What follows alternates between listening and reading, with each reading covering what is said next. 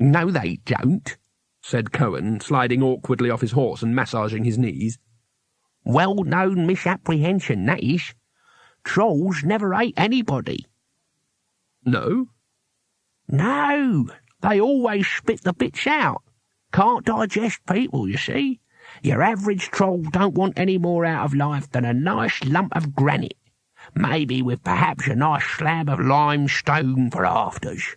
I heard someone say it's because they're Cohen paused and wiped his beard. Made out of rocks. Rincewind nodded. Trolls were not unknown in Ankh-Morpork, of course, where they often got employment as bodyguards. They tended to be a bit expensive to keep, until they learned about doors and didn't simply leave the house by walking aimlessly through the nearest wall. As they gathered firewood, Cohen went on. Trolls' teeth. That's the things. Why? Said Bethan. Diamonds. Got to be, you see. Only thing that can stand the rocks, and they still have to grow a new set every year. Talking of teeth, said Two-Flower. Yes? I can't help noticing. Yes? Oh, nothing, said Two-Flower. Yes? Oh, let's get this fire going before we lose the light. And then... Cohen's face fell. I suppose we'd better make some soup. Rincewind's good at that, said Two-Flower enthusiastically. He knows all about herbs and roots and things. Cohen gave Rincewind a look which suggested that he, Cohen, didn't believe that.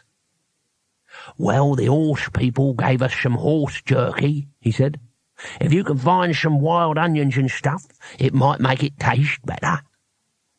But Rincewind began and gave up. Anyway, he reasoned, I know what an onion looks like. It's a sort of saggy white thing with a green bit sticking out of the top. Should be fairly conspicuous. I'll just go and have a look, shall I? He said. Yes. Over there in all that thick, shadowy undergrowth. Very good place, yes. Where all the deep gullies and things are, you mean? Ideal spot, I'd say. Yes, I thought so, said Rincewind bitterly. He set off wondering how you attracted onions.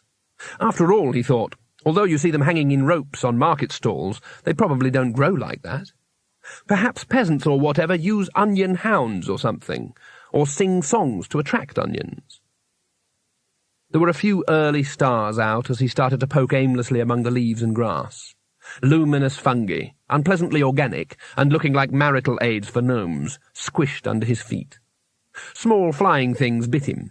Other things, fortunately invisible, hopped or slithered away under the bushes and croaked reproachfully at him. "Onions?" whispered Rincewind.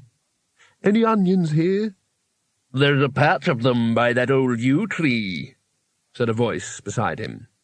"Ah," said Rincewind, "good." There was a long silence except for the buzzing of mosquitoes around Rincewind's ears. He was standing perfectly still. He hadn't even moved his eyes. Eventually he said, "Excuse me." "Yes?" "Which one's the yew?" "Small, gnarly one with the little dark green needles." "Oh, yes, I see. Thanks again." He didn't move. Eventually the voice said, conversationally, "Anything more I can do for you?" "You're not a tree, are you?" said Rincewind, still staring straight ahead. "Don't be silly. Trees can't talk." "Sorry, it's just that I've been having a bit of difficulty with trees lately, you know how it is." "Not really. I'm a rock." Rincewind's voice hardly changed. Fine, he said slowly. "Well, I'll just be getting those onions, then." "Enjoy them." He walked forward in a careful and dignified fashion, spotted a clump of stringy white things huddling in the undergrowth, uprooted them carefully, and turned round. There was a rock a little way away. But there were rocks everywhere. The very bones of the disk were near the surface here. He looked hard at the yew tree, just in case it had been speaking. But the yew, being a fairly solitary tree, hadn't heard about Rincewind the arboreal saviour, and in any case was asleep. "If that was you, Two-Flower, I knew it was you all along," said Rincewind. His voice sounded suddenly clear.